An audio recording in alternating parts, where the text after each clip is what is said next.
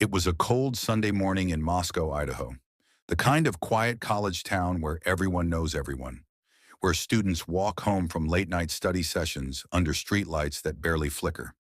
But that calm, that safety, it would all be shattered before sunrise. Inside a three-story rental home just off King Road, six University of Idaho students lived together, a tight-knit group of friends. Four of them were found dead that morning, brutally stabbed in their sleep. No one heard the killer. No one saw them leave. And for weeks it felt like the entire town was holding its breath, waiting for answers that didn't come. Kaylee Goncalves and Madison Mogen had been best friends since high school. They were inseparable. Same smiles, same dreams. The kind of friendship that felt more like family. Kaylee had recently graduated and was planning to move to Texas for a new job. That weekend, she came back to town just to see Madison one last time. They went out that night with friends, laughing, taking selfies, planning their futures. Downstairs, Xana Kernodle and her boyfriend Ethan Chapin spent the night together after a campus party. Xana was a junior, studying marketing. She was funny, independent, and a little bit sarcastic. Ethan was tall, athletic, with that easygoing energy everyone loved. They were the couple everyone rooted for. That night, nothing seemed out of the ordinary. Security cameras caught Kaylee and Madison getting food from a late-night food truck around 1:40 a.m. They looked perfectly fine, a little tipsy, maybe tired, but happy. They made it home just before 2 a.m. Around the same time, Xana and Ethan returned from the Sigma Chi fraternity house. Two other roommates were already home, asleep on the first floor. Then sometime between 4 a.m. and 4:25 a.m., something horrific happened inside that house. Police believe the killer slipped through the sliding glass door near the kitchen. No forced entry, no sound loud enough to wake the other roommates. What happened next was fast, brutal, and silent. Each of the four victims was stabbed multiple times with a fixed-blade knife. None of them had defensive wounds suggesting a long struggle. They were likely asleep when it began. One of the surviving roommates told investigators that she woke up around 4 a.m. to what she thought was crying coming from Xana's room. She heard a voice say, "It's okay, I'm going to help you." When she peeked out of her door, she saw a man dressed in black, wearing a mask that covered his nose and mouth. She froze in fear as he walked past her and out the sliding door. She locked her door and didn't move again until morning. When police arrived just before noon, the scene inside was like something out of a nightmare. Four young lives gone in a matter of minutes. The news spread through campus before officers could even finish taping off the crime scene. Parents called their kids in panic. Students packed up their things and drove home. Nobody felt safe anymore. How could something like this happen in Moscow? For the first few days, the police had almost nothing to go on.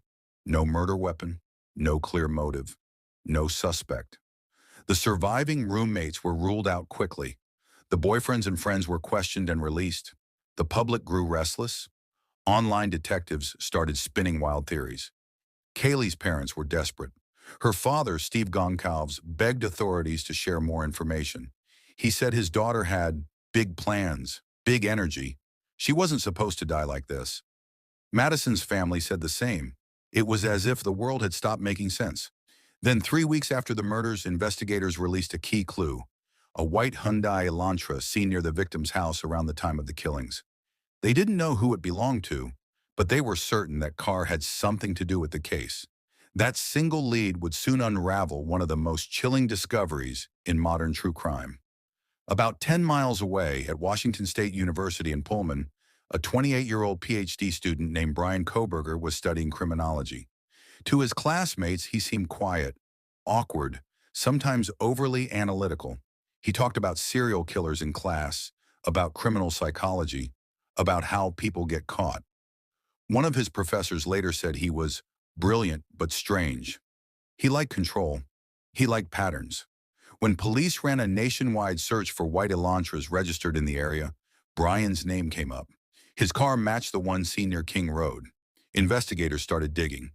What they found was chilling. Cell phone records showed Bryan's phone had been near the victim's house at least a dozen times before the night of the murders, often late at night or early in the morning. It was as if he had been stalking the area, learning their routines, waiting for the perfect moment. Then on the night of the murders, his phone went dark, turned off between 2:47 a.m. and 4:48 a.m. When it came back online, it pinged miles away driving south. But security footage later showed his car circling the neighborhood just before and just after the estimated time of the killings. Still, police needed something stronger, something that could tie him directly to the scene, and they got it. While processing the crime scene, detectives had found a leather knife sheath near Madison's bed. On the button snap, hidden in a small ridge, was a single trace of DNA. It didn't match any profiles in their system, but they decided to track it the hard way, through genealogical DNA. Agents quietly followed Bryan Kohberger across the country as he drove home to Pennsylvania with his father for winter break. In December, while he was staying at his parents' house, investigators collected trash from their bins. When they tested it, they found a DNA sample that matched the one on the knife sheath. It was a parental match. The killer was their son. The FBI coordinated a midnight arrest with Pennsylvania State Police. On December 30th, 2022, just before 2 a.m., Bryan Kohberger was taken into custody. The entire country exhaled in disbelief. A criminology PhD student, someone studying how killers think, accused of committing one of the most gruesome mass murders in recent memory. But this story was far from over. When Kohberger appeared in court for the first time, he was calm, emotionless, staring straight ahead as the charges were read. 4 counts of first-degree murder and 1 count of burglary. He didn't speak much, but his eyes, they said everything. Cold, calculated, detached. As investigators began piecing together his digital trail, the portrait that emerged was terrifying.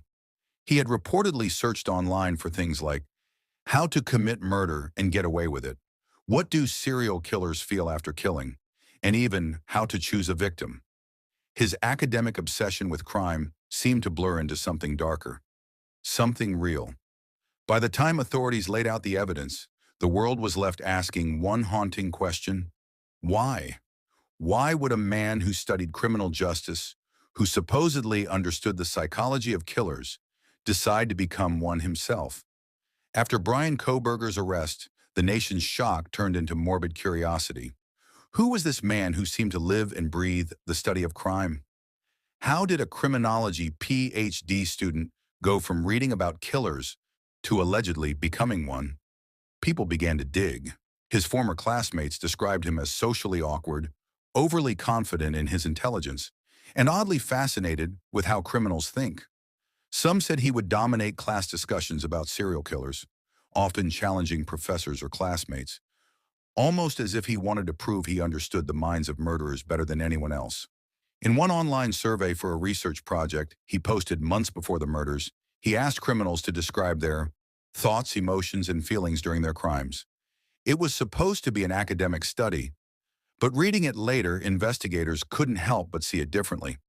It was as if he was rehearsing, studying the very psychology he would soon replicate. Back in Idaho, the community was reeling. The victims' families faced months of unanswered questions, forced to relive every moment of that night as the evidence came to light. They saw pictures of Bryan in court, his head shaved, expression blank, and they wondered, had their children ever noticed him? Had he ever followed them, watched them from his car? Surveillance footage placed his white Hyundai Elantra near the King Road house 12 times before the murders. 12 separate nights. Each time, late, when the lights were low and most of the town was asleep. Investigators said it was like he was studying the rhythm of the house, learning who came and went. Then there were his phone records. In the weeks before the murders, his phone pinged off towers that showed a disturbing pattern. Constant trips from Pullman, Washington, to Moscow, Idaho. And then that one night, his phone suddenly went silent, as if he knew exactly when to disappear. But perhaps the most chilling detail came from his digital searches.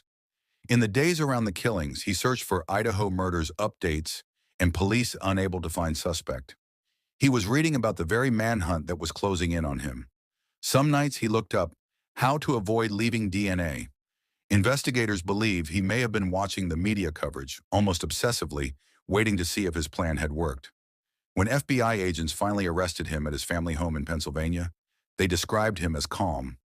eerily calm. He didn't ask why he was being arrested. He just looked at them, expressionless, and said, "Was anyone else arrested?"